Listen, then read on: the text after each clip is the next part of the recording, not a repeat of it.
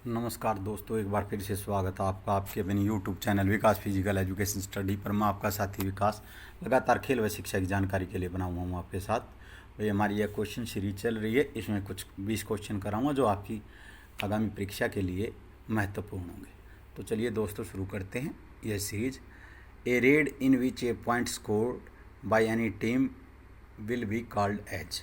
किसी भी टीम द्वारा की गई रेड जिसमें पॉइंट स्कोर होता है वह कहलाती है एम्प्टी रेड, खाली रेड, टच, छूना, स्ट्रगल, संघर्ष, प्रोडक्टिव रेड, उत्पादक रेड। तो वही वो क्या कहलाती है, वो कहलाती है प्रोडक्टिव रेड। प्रोडक्टिव रेड ये इसका राइट आंसर है। आगे चलते हैं दोस्तों, इसका जो राइट आंसर है वो क्या है, प्रोडक्टिव रेड। प्रोडक्टिव रेड ये इसका राइट आंसर है। आगे चलते हैं दोस्तों, दूसरा, raider losses his can't of the opponent half. Technical point, warning, raider out, री red.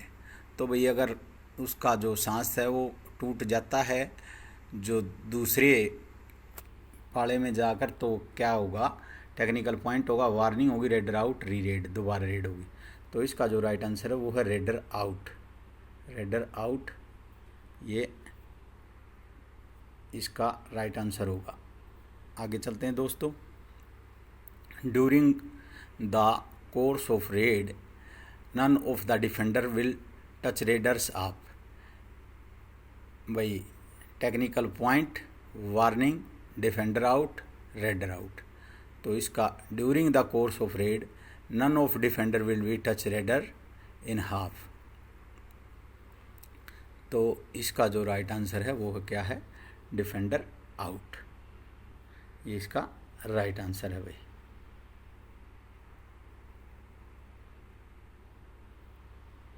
Defender out. Age criteria of सब जूनियर बॉयज़ एंड गर्ल्स। भाई समय ना आयु सीमा क्या है कबड्डी में, भाई जो बॉयज़ और गर्ल्स हैं कबड्डी में क्या है, इसमें कबड्डी नहीं लिखा है भाई। कबड्डी आपको ये कबड्डी के लिए हैं, वैसे भी क्वेश्चन ये कबड्डी से उठाए हुए हैं। तो इसका जो राइट आंसर है वो है बिलो 16 ईयर्स। 16 साल से कम के लड़के लड़कियां सब जूनियर कैटेगरी में आते हैं। आगे चलते हैं दोस्तों, in the year bonus line rule was include. Bonus का रूल है जो कब शामिल किया गया, तो 1981 में, 82 में, 1983 में या 84 में। तो इसका जो राइट आंसर है वो 1983 में। 1983 में जो बोनस का रूल था वो इंक्लूड किया गया। First national championship in kabaddi was held during the year. Kabaddi की पहली राष्ट्रीय प्रतियोगिता कब आयोजित हुई, 1951 में, 50 में, 52 में, 53 में। आप अपना आंसर लगा लीजिए। तो इसका जो राइट आंसर है 1952 में। Measurement of the sub junior field. सब जूनियर का जो कबड्डी का मैट है, ये सभी क्वेश्चन कबड्डी से, आपको ये याद रखना भाई कबड्डी से क्वेश्चन है ये। पहले ये सब जूनियर का जो मैट है कबड्डी के लिए वो कितना होता है, 10 गुणा 8 मीटर, 11 गुणा 8 मीटर, 10 गुणा 7 मीटर, 11 गुणा 7 मीटर। तो इसका जो राइट आंसर है वो है 11 गुणा 8 मीटर जो सब जूनियर का जो ग्राउंड है। और सीनियर के लिए, पुरुषों के लिए क्या है भाई, 13 गुणा में 10। The lines of the four side the play field known as. भाई जो 4 लाइनें हैं बराबर में पाड़े के, वो जो क्या कहलाती हैं भाई, प्ले फील्ड के बराबर में है जो side line, lobby, boundary, and line. तो क्या कहलाती हैं भाई, वो कहलाती हैं लॉबी। लॉबी कहलाती हैं जो साइड में लाइन है। और लॉबी कब एक्टिव होती है, जब रेडर विरोधी खिलाड़ी को टच कर देता है। यदि बगैर किसी कैचर के टच किए रेडर लॉबी में चला जाता तो आउट माना जाता है। और बगैर रेडर का टच हुए अगर डिफेंडर भी जो लॉबी में चला जाता तो आउट माना जाता है। Sitting block of out player will be at a minimum distance meters from the end line, जो सिटिंग ब्लॉक है उसकी एंड लाइन से दूरी कितनी होती है? 2 मीटर, 3 मीटर, 4 मीटर, 5 मीटर। आप अपना आंसर लगा लीजिए। तो इसका जो राइट आंसर है वो है 2 मीटर। 2 मीटर है सीटिंग ब्लॉक से जो दूरी होती है। आगे चलते हैं।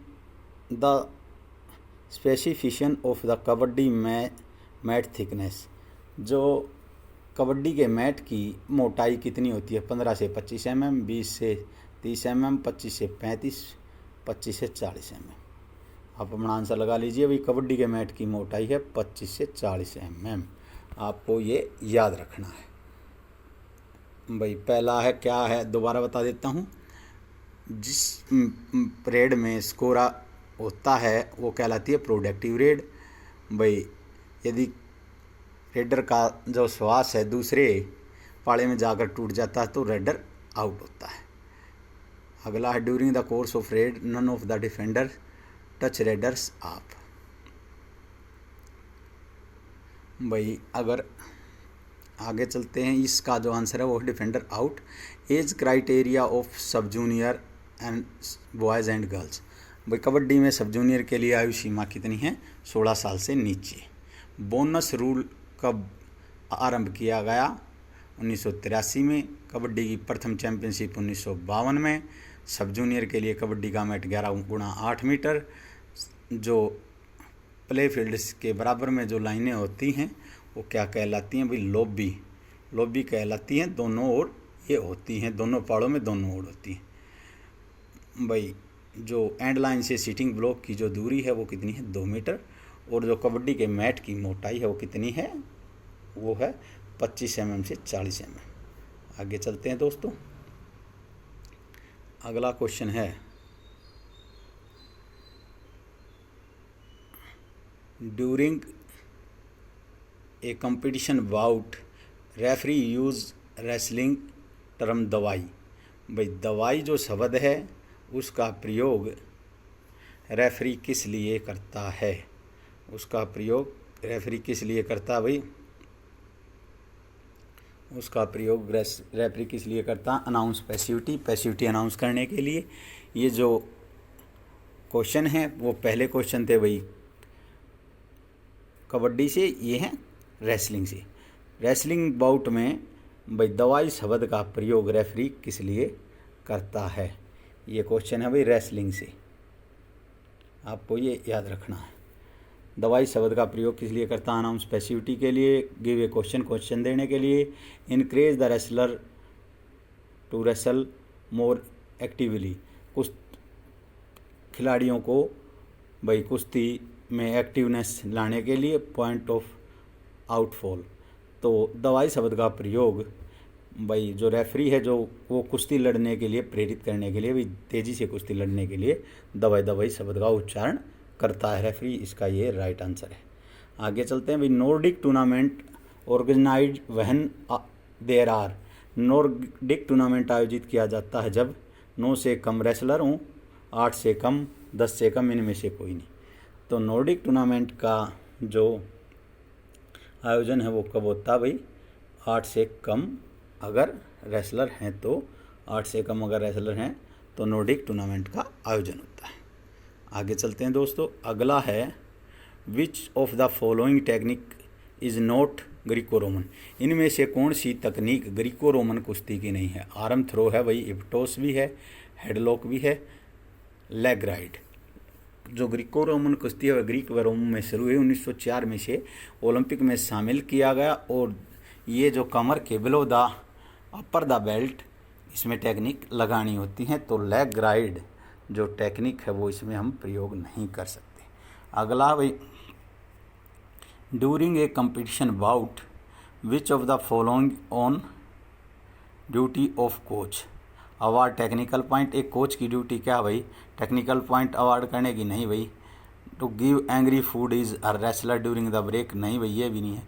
To wipe his and her wrestle during the break, हाँ उसका जो पसीना पोंछना है वो एक कोच की जो ड्यूटी होती है जो ब्रेक होता है उसमें। ये इसका राइट आंसर है भाई, आपको ये याद रखना है। क्योंकि कोच टेक्निकल पॉइंट नहीं दे सकता, खाना नहीं दे सकता, वो उसका पसीना पोंछने का काम करता है और उसे रिलैक्स कर सकता है। और पहले पानी पीना भी अलाउड नहीं था कुश्ती के ब्रेक में, अब ये जो अलाउड कर दिया गया है। How many times ankle leg technique can be applied in a competition bout. Ankle leg technique है जो फीतले बोलते हैं हिंदी में इसे, जो योगेश्वर ने अपना ब्रॉन्ज मेडल इसी टेक्निक से जीता था कोरिया के खिलाफ। यह कितनी बार एक रेसलर लगा सकता है? तो भाई यह कितनी बार एक रेसलर अप्लाई कर सकता है? 3 टाइम, 4 टाइम, 2 टाइम, जितना भी चाहे पॉसिबल हो। तो इसका राइट आंसर है कितनी बार भी एंकल लेग टेक्निक जो खिलाड़ी लगा सकता है। आगे चलते हैं दोस्तों। अगला है भाई the radius of a wrestling mat. Wrestling mat की त्रिज्या कितनी होती है? 12 मीटर, 4.5 मीटर, 7 मीटर, 9 मीटर।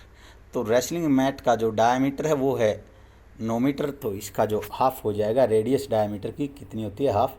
तो 4.5 मीटर इसका रेडियस है, 4.5 मीटर इसका राइट आंसर है। आगे चलते हैं भाई। What should be the minimum width of surrounding protection mat. भाई जो प्रोटेक्शन एरिया है मैट के, जहाँ प्लेइंग है, जो जोन के बराबर में जो प्रोटेक्शन एरिया है वो कितना होता है? 3 मीटर, 5 मीटर, 1 मीटर, 1.5 मीटर। तो मैट का जो प्रोटेक्शन एरिया है उसकी कम से कम जो चौड़ाई होती है वो कितनी है? भाई 1.5 मीटर, ये इसका राइट आंसर है। और भाई जो जिस पर वह लगा होता है मैट उसकी प्लेटफार्म की ऊंचाई 1.10 मीटर है। आगे चलते हैं। Which is the following provided in A wrestling competition. इनमें से रेसलिंग कंपटीशन में क्या प्रतिबंधित है, क्या निषेध है? To wear a emblem abbreviation another country, arrive purposing the mat, to wear underwired bras by women wrestler, all the above. भाई अंत वस्त्र पहनना महिलाओं द्वारा नहीं, भी मैट पर पहुंचना नहीं, किसी दूसरे देश का जो चिन्ह है वो पहनना, इसमें निषेध है, ये इसका राइट आंसर है। अगला है भाई draw the particular weight category take place. भाई किसी भी विशेष वजन की ड्रा कब डाली जाती है? On the day competition concert category, उसी दिन। पहले तो भाई अब बीच पहले दिन डाली जाती थी, फिर उसी दिन कर दी गई थी, अब थोड़ा चेंज हो गया। The day before the beginning concert category, 2 days before the beginning the concert category, इनमें से कोई नहीं। तो भाई जो ड्राज हैं कुश्ती में अब वो एक दिन पहले डाले जाते हैं। इसका राइट आंसर है before a day the beginning of the concert category. आगे चलते हैं दोस्तों। अगला क्वेश्चन है in which of the following action approval mat chairman. इनमें से किसके लिए मैट चेयरमैन की आज्ञा की आवश्यकता होती है?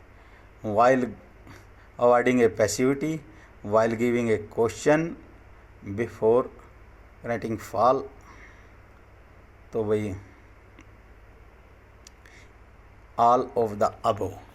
भाई पैसिविटी के लिए भी पूछ सकता है और क्वेश्चन के लिए भी, और फॉल के लिए तो ज़रूर से ज़रूर जो एक वो होता है जो रेफरी, वो मैच चेयरमैन की उसे अवश्य ही सलाह लेनी पड़ती है।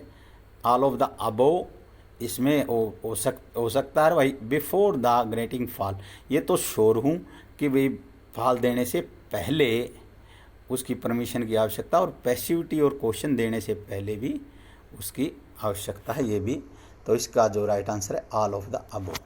तो दोस्तों दोबारा बता देता हूँ थोड़ा सा। भाई कुश्ती में दवाई शब्द का प्रयोग किस लिए होता है? ताकि पहलवानों को एक्टिवनेस के साथ कुश्ती लड़ने के लिए प्रेरित करने के लिए। नॉर्डिक टूर्नामेंट कब होता है? जब 8 से कम रेसलर हो।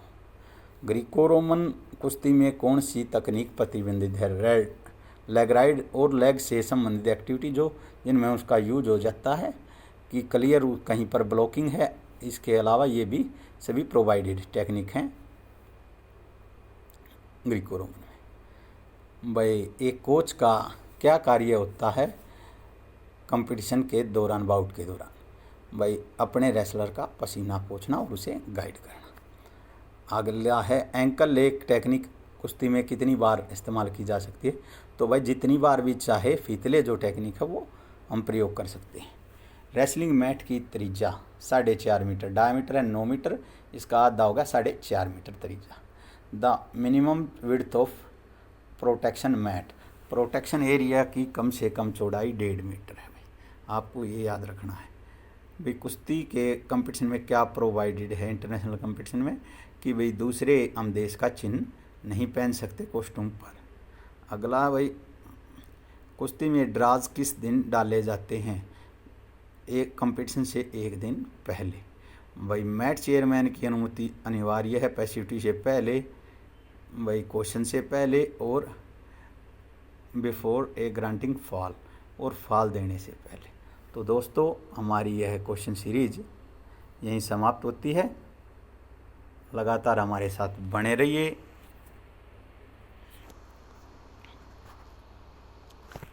हम लगातार आपकी जो आगामी परीक्षाएं उनके लिए अच्छे क्वेश्चन आपको प्रोवाइड कराते रहेंगे। जय हिंद, जय भारत।